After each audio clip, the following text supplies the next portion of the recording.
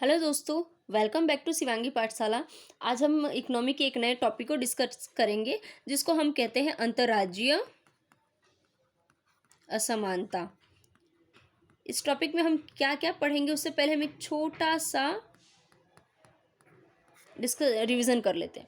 Revision में हम ये करेंगे कि हमने इसके पहले गरीबी के बारे में पढ़ा, फिर गरीबी के कारण के बारे में पढ़ा, फिर हमने इंडिया में गरीबी के सारे फैक्टर्स को देखा, इंडिया में गरीबी कैसे कम की जा सकती है, इंडिया में इतनी ज़्यादा गरीबी क्यों है, उस पर काम कैसे किया जा सकता है। हमने गरीबी को अलग अलग पहलू पे देखा, हमने जैसे सामाजिक अपवर्जन देखा, सुरक्षा देखा, और उसके बाद हमने गरीबी के लिए हमने वो उन दो वर्गों को देखा जो भी बहुत ज़्यादा प्रभावित थे गरीबी से, जिसमें कृषक वर्ग मजदूर वर्ग और भी आपके जो वो थे जनजातीय समूह, इन सब चीज़ों को देखा।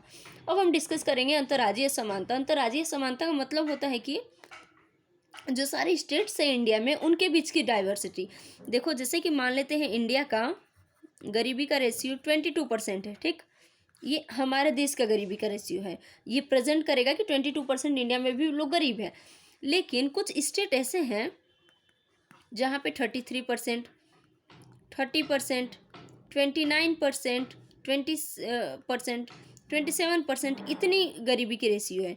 तो ये बताती है कि इंडिया में स्टेट वाइज गरीबी का रेशियो अलग अलग है। हर स्टेट अलग अलग तरीके से गरीब है, अलग अलग तरीके से अमीर है।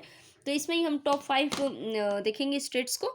जैसे कि ये आर्थिक सर्वेक्षण 2020 से 21 का रिपोर्ट है, जिसमें भारत की गरीबी 22% है। लेकिन आप जब बिहार की गरीबी देखोगे 33%, उड़ीसा की 32%, असम की 31%, मध्य प्रदेश की 31%, उत्तर प्रदेश की 29% और कर्नाटक की 20%। इसके बाद धीरे धीरे कम होगा, ठीक।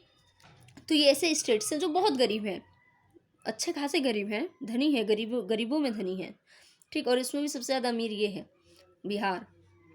तो हम देखेंगे कि गरीबों में ये गरीब स्टेट्स है इंडिया में जिन पे हमें काम करने की ज़रूरत है, जहाँ आपको मेहनत करने की ज़रूरत है, इंडस्ट्रियलाइजेशन कृषि बढ़ाने की ज़रूरत है, जहाँ पे प्रोडक्शन बढ़ाने की ज़रूरत है, ताकि ये अपनी गरीबी को ख़त्म करे। इसके पहले जैसे कुछ वो है, जैसे केरल में आप देख लो, केरल था, महाराष्ट्र था, आंध्र प्रदेश था, तमिलनाडु था, गुजरात था, पश्चिम बंगाल था।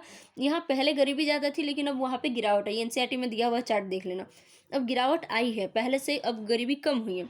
जैसे केरल में हमने ह्यूमन रिसोर्सेज पे बहुत काम किया, उसके डेवलपमेंट पे। पश्चिम बंगाल में हमने भूमि को सुधारा, अच्छा निर्धन, ताकि उससे निर्धनता कम हो, भूमि अच्छी खासी वहाँ पे डेवलप हो जाती है, वहाँ पे मतलब कृषि अच्छी हो जाती है। और दूसरा बात है कि पहले भूमि में बहुत सारी कमियाँ थी, मतलब डिस्ट्रीब्यूशन में, अब उसको ठीक किया गया है। आंध्र प्रदेश तमिलनाडु में अनाज का जो वितरण हुआ उससे भी गरीबी थोड़ी सी कंट्रोल हुई। तो ये छोटे छोटे फैक्टर्स पे आप गरीबी को कंट्रोल कर सकते हो। और ये जैसे बिहार देख ले, बिहार के पास कोई कंपनी ही नहीं है, कोई एजुकेशन भी बहुत कम है, उड़ीसा में भी कंपनी बहुत कम है, एजुकेशंस कम है। कुछ स्टेट्स ऐसे जो बाढ़ की वजह से तबाह है। यूपी देख लीजिए, अच्छे खासे लोग हैं पढ़े लिखे, लेकिन फिर भी गरीबी का रेशियो भी अच्छा खासा है। तो ये टॉप स्टेट्स थे जहाँ गरीबी का रेशियो ऐसे ऊपर से नीचे नीचे नीचे नीचे आता जाता है। इसके आगे आप हम नए नए लेक्चर में कुछ और भी, मतलब इसके आगे वाले टॉपिक कंप्लीट करेंगे। और जो आपने पहले का टॉपिक किया है उसको आप रिवीजन कीजिए, पढ़िए। थैंक यू, जय हिंद। मेरे चैनल को सब्सक्राइब भी कीजिए, लाइक भी कीजिए। Thank you.